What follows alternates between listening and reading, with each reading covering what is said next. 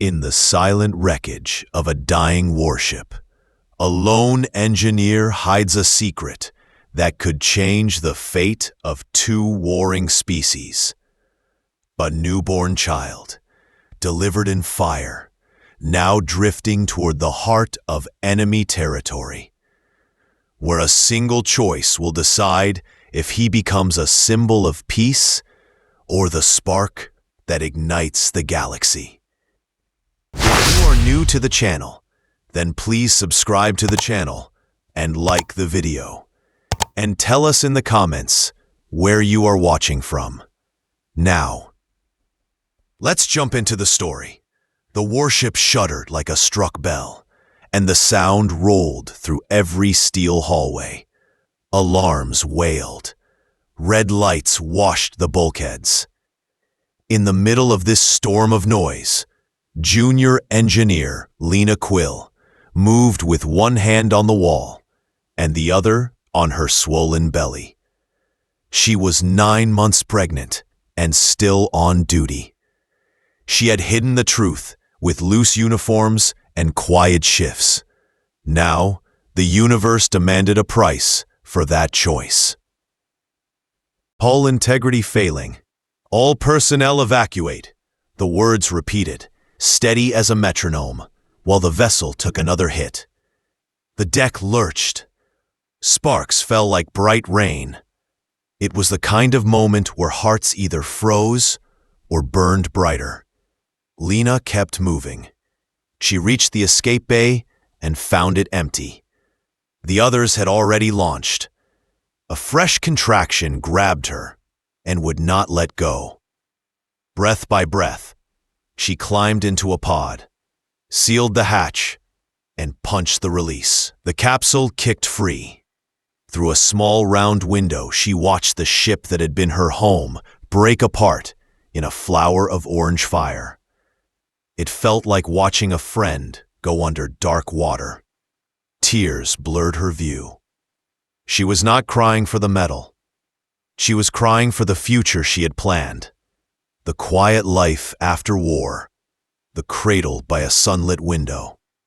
The pod's navigator chimed and wrote a name on the screen that emptied her stomach. Sirian 4. Not an Alliance world, a dragon world. The scaled Imperium. ... The enemy. A new wave of pain tightened around her lower back and pulled across her body. She knew what that meant. There was no doctor. There was no nurse. There was only a small med kit and a narrow bunk. She opened the kit. She laid out clean cloth. She told herself to breathe in 4 counts and out in 6. She whispered a promise to the child inside her. Simple words. We will make it. We will make it. The pod glowed hot as it met the upper air of Sarian 4. The hull sang with burning. The AI warned of turbulence. The capsule shook hard enough to rattle teeth. Lena clung to the bunk rail, eyes shut, jaw set. She pushed when the body said push, because there was no other choice. Landing thrusters fired. The pod slammed into the ground.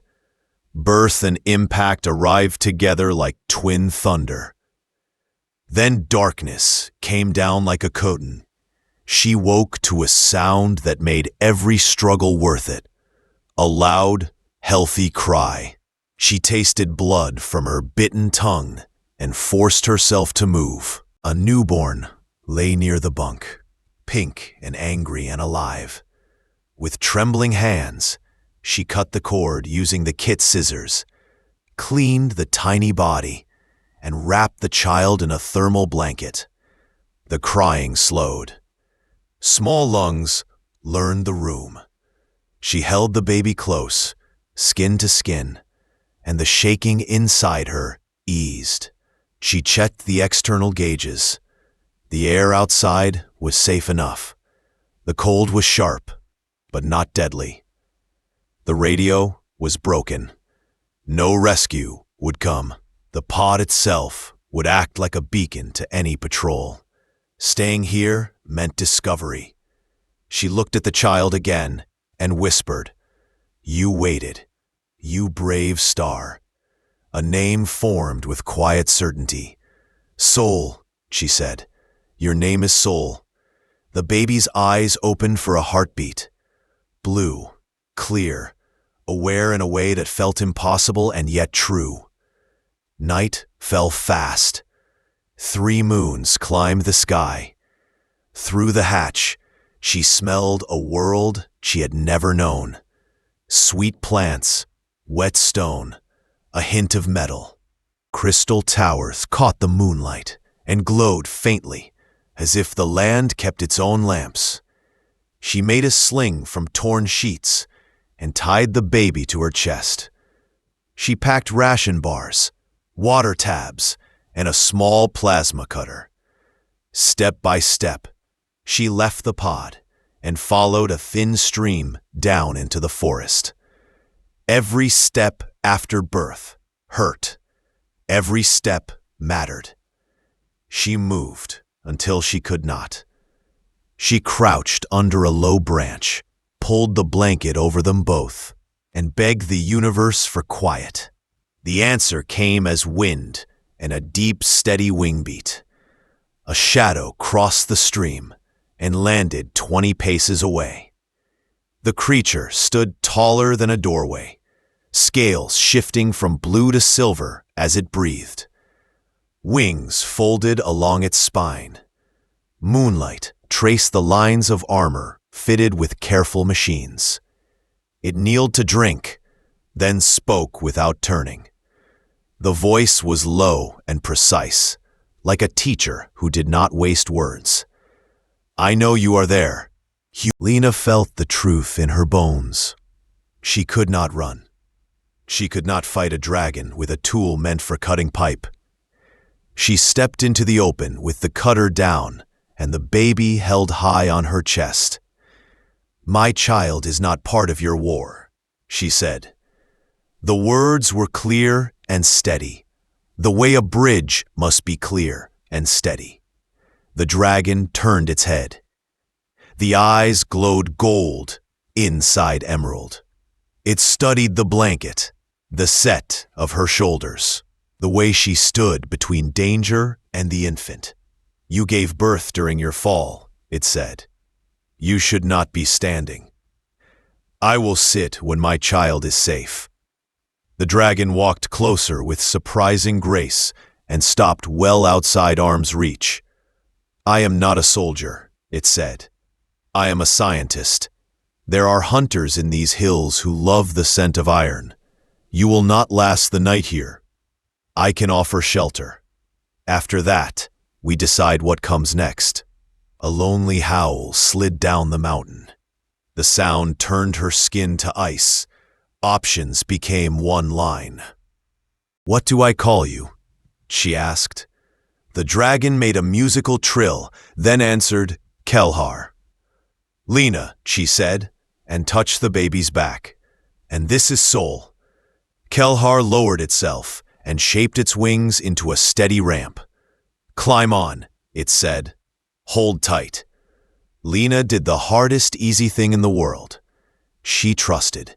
She climbed onto the dragon's back with her newborn pressed to her heart. Kelhar rose into the night, and the crystal forest fell away beneath them.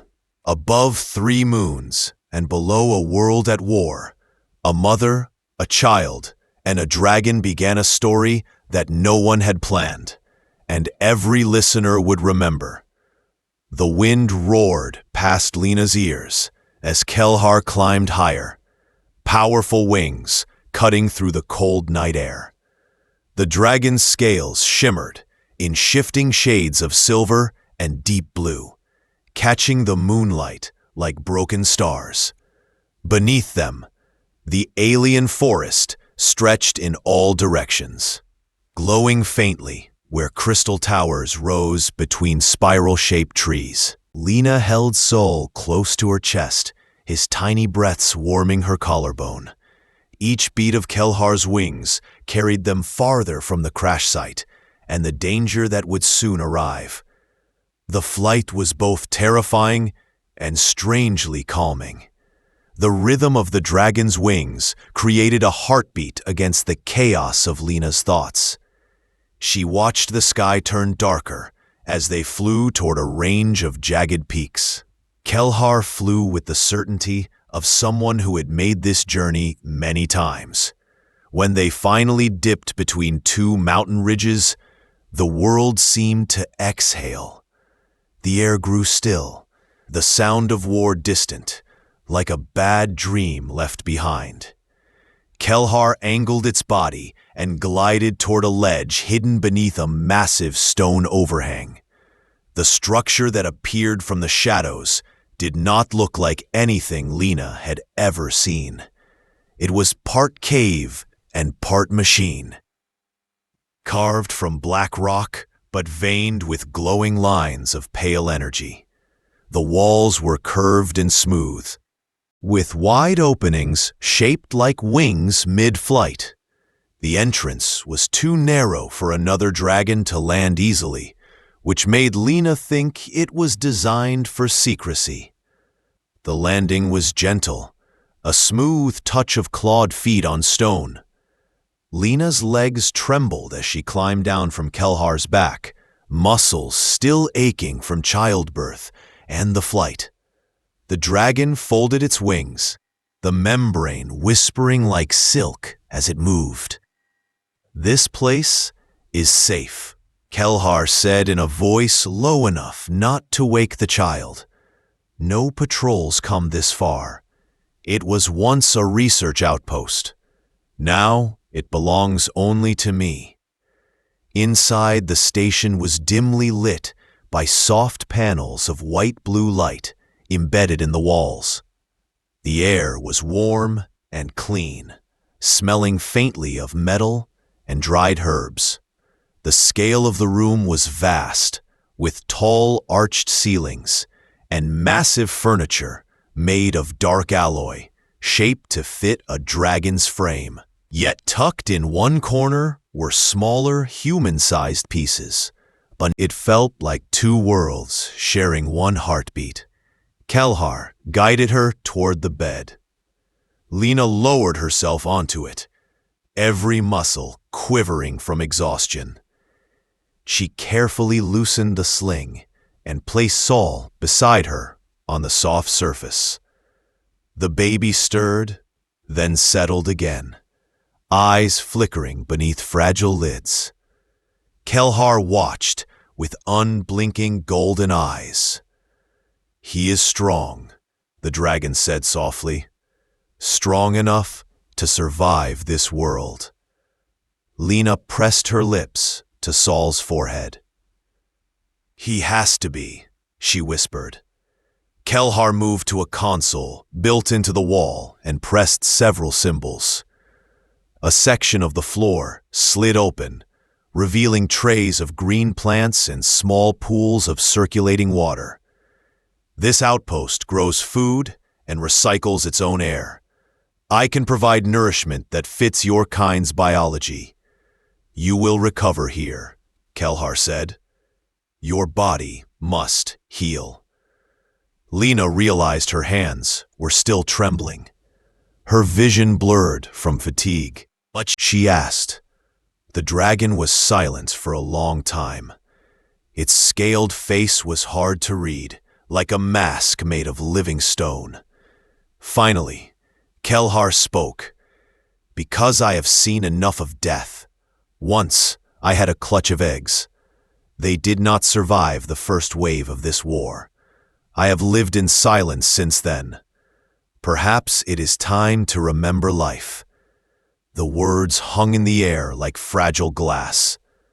Lena swallowed hard, her throat tight. Kelhar turned away, as if embarrassed by the confession. "Rest now. Tomorrow, I will show you how to stay unseen. This place must remain hidden, or neither of you will live." Lena lay back on the bed, the weight of exhaustion pressing her into the soft fabric. Saul's small hand curled around her finger, as if anchoring her to the present. Through the large viewport above, she saw the alien forest far below, glowing gently under the watch of 3 moons. For the first time since the Defiant had died in fire, the fear inside her eased. Here, in a shelter made of wings and stone, her child was safe. She let her eyes close, knowing that beyond the walls, Kelhar stood guard, silent, watchful, and unwilling to let the night take them.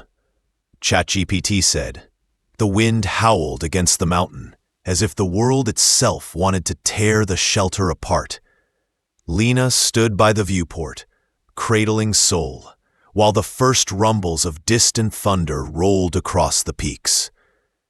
3 moons hung like silver coins in the night sky, but their glow flickered behind gathering clouds. Something had changed in the air. It felt tense, charged, like the pause before a wound is opened. Kelhar moved from console to console with restless precision. The dragon's claws clicked over glowing symbols, shutting down non-essential systems and locking heavy metal shutters over the outer vents. "A storm is coming," Kelhar said, not looking up. "And not just of wind." Lena frowned, bouncing Sol gently to keep him calm. "What do you mean?" "Scouts," Kelhar replied. "Scaled Imperium patrols are moving closer. They've been sweeping the outer ranges. I thought they would not search this far, but the war has shifted. The Empire is growing desperate." A bolt of lightning split the horizon, turning the crystal forest below into a field of broken glass. The boom reached them seconds later, rattling the walls. Sol startled and began to cry.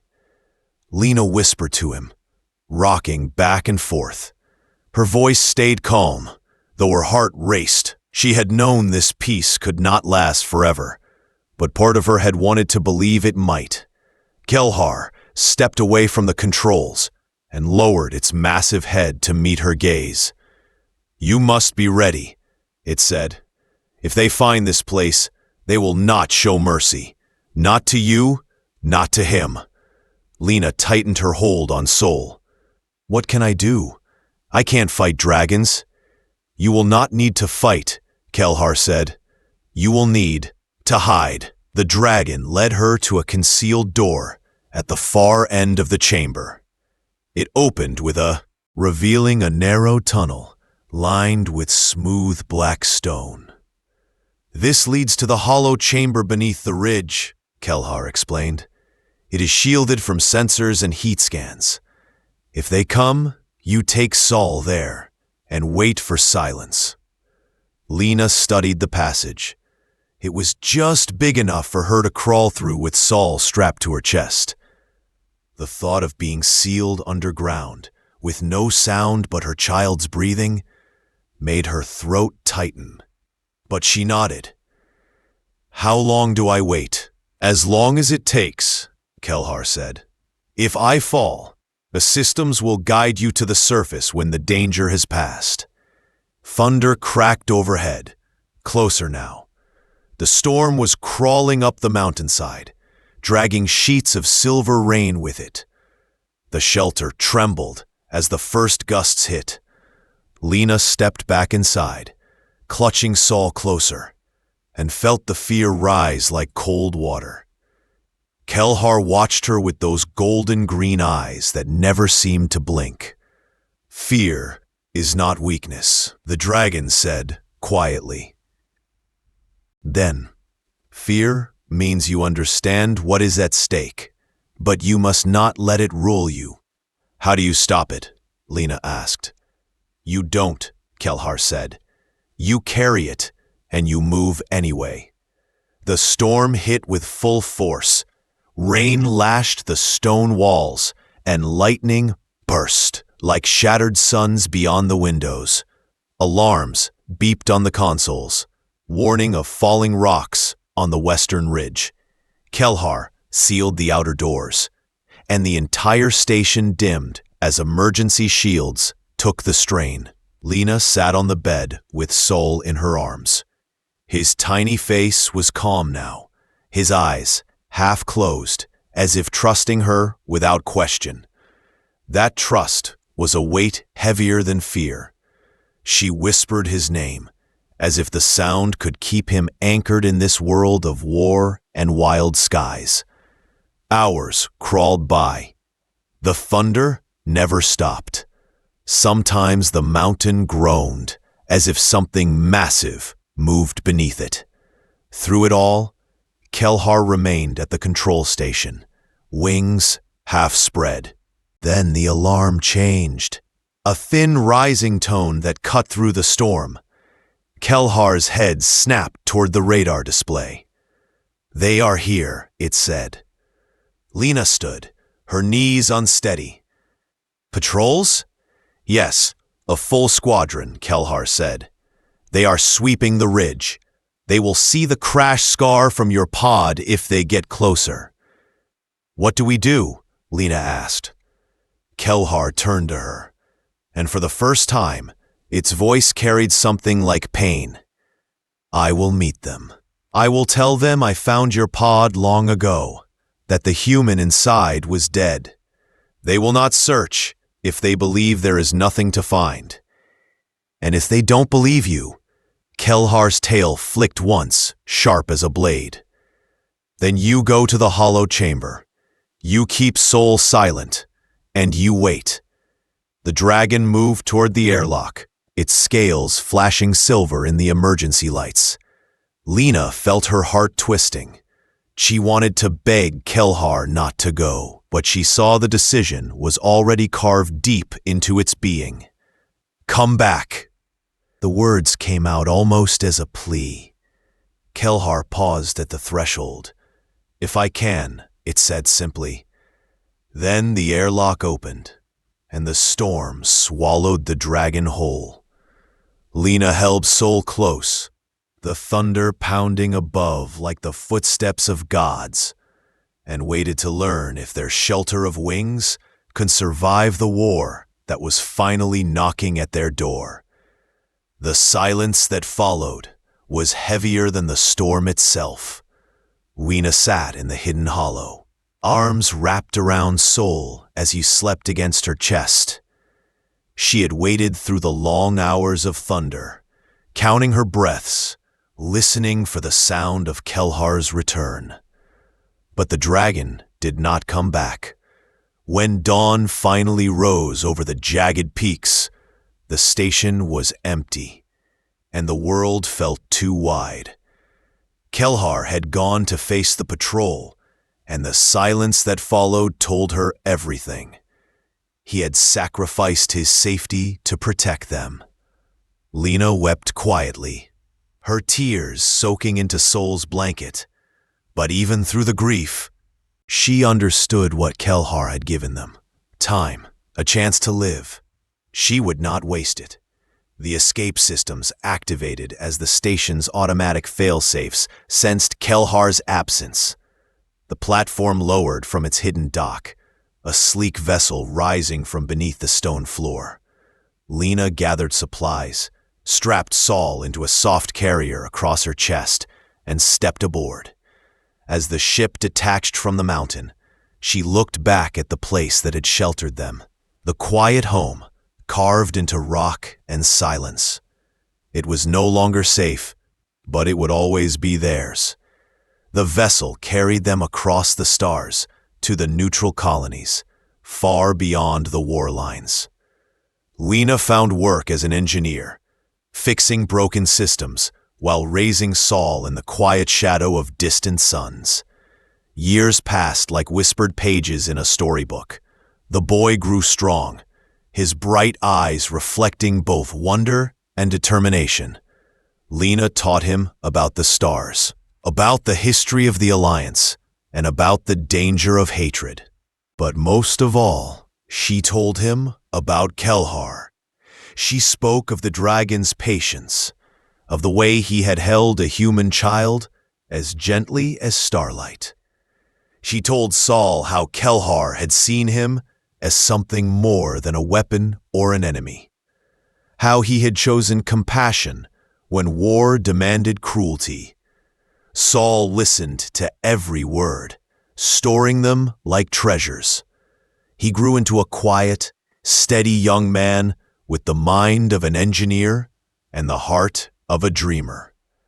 By the time he was 17, Saul had earned a place among the Alliance Scout Corps. To the officers, he was simply a prodigy, a young man with unmatched knowledge of dragon patterns and systems. None of them knew the truth that lived in the spaces between his heartbeats. None of them knew he had been raised for his first months of life by the very enemy they were taught to fear.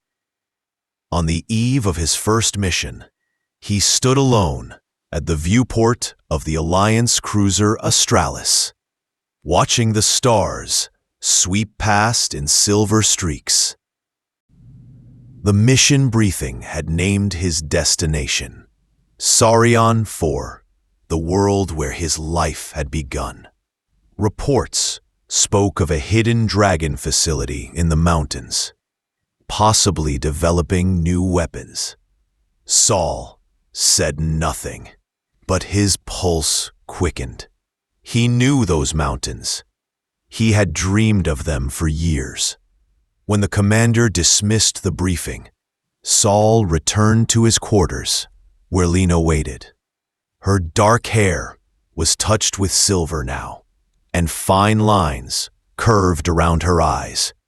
But her gaze was steady. She had known this day would come. She handed him a data chip, her hands trembling only slightly. "These are safe routes," she said. "If you find what I think you might, you will need them." "You think Kelhar survived?" Saul said softly. "I know he did," Lena whispered. "And if the world tries to make you choose between loyalty and compassion, remember who gave you life." 12 hours later, Saul descended through the clouds of Saurian 4, its dark hull blending with the stone. The forest below glimmered faintly with moonlight trapped in crystals. He moved silently through the shadows, guided by instinct older than memory. The facility appeared just as night reached its deepest hour, carved into the side of a mountain like a scar. Its defenses hummed with faint light. Saul circled wide, searching, and then he saw it. An old side entrance, small and hidden, just big enough for a human child once carried by a dragon's wings. His breath caught, his heart steadied. Saul stepped toward the door, every motion quiet and sure. The stars wheeled slowly above, watching. He had returned not as an invader, not as an enemy, but as something new. Something born of both worlds. The Starborn had come home.